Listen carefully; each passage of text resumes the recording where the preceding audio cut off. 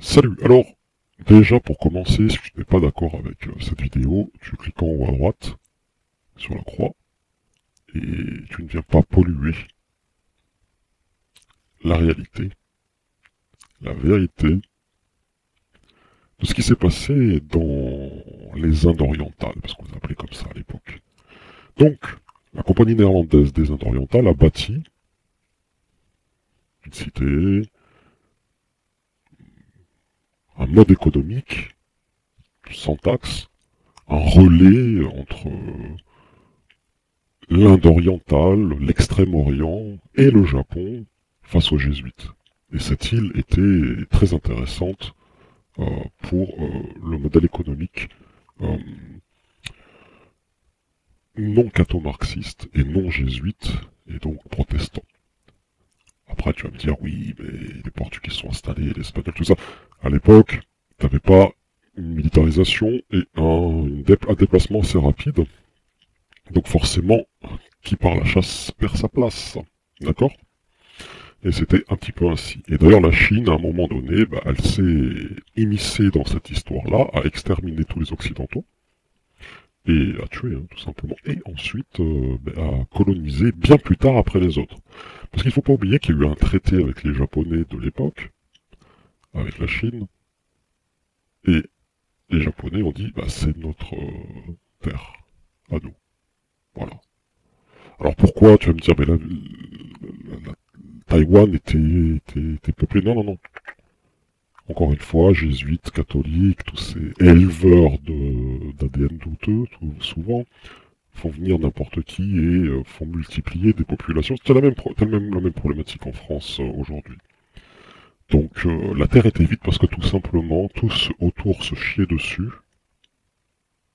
de venir sur cette île, par soi-disant c'était une île maudite. Point. Et les Chinois en premier.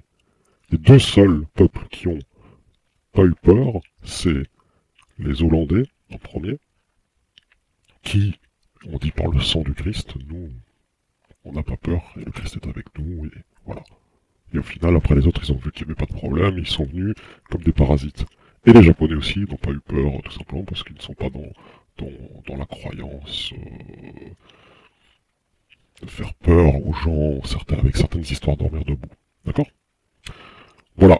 Je vais donner une explication un peu plus, comment dire, cossu et un peu plus complexe à quelqu'un. Je vous laisse la surprise. Il verra, lui qui est journaliste, peut-être que ça va l'intéresser, il va développer. Moi j'étais vraiment dégrossi au gros, hein, si tu... J'ai pas du tout envie de passer une heure pour raconter cette histoire-là. Mais sache que je détiens cette histoire de la bouche d'un des descendants anciens navigateurs de cette compagnie néerlandaise des Indes orientales. D'accord?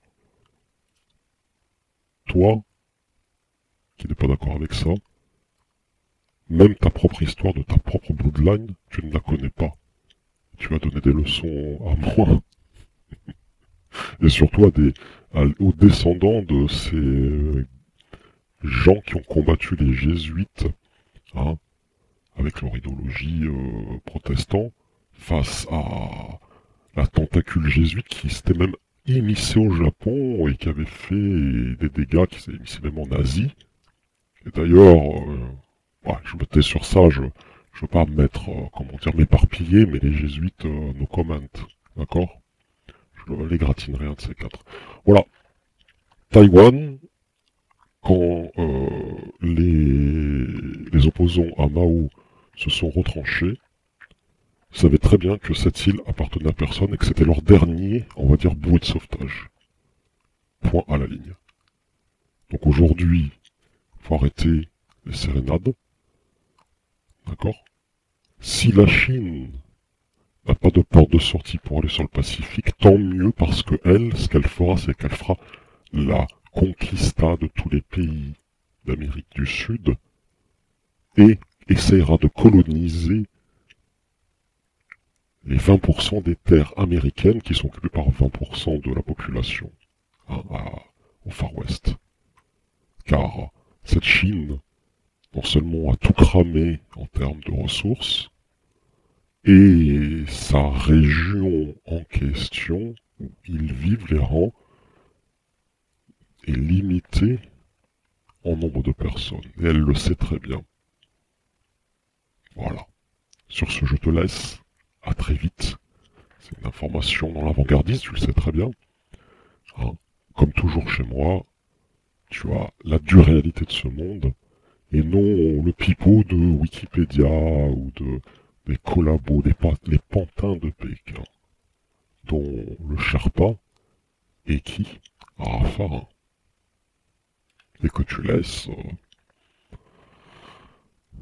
voguer sur les eaux françaises, à l'intérieur même de tes frontières, pour apporter l'idéologie chinoise, qui date pas depuis Mao, mais bien avant. Il y a un livre, j'en dis pas plus, il y a un livre qui parle de comment créer un paradigme totalitaire, et c'est un roi chinois.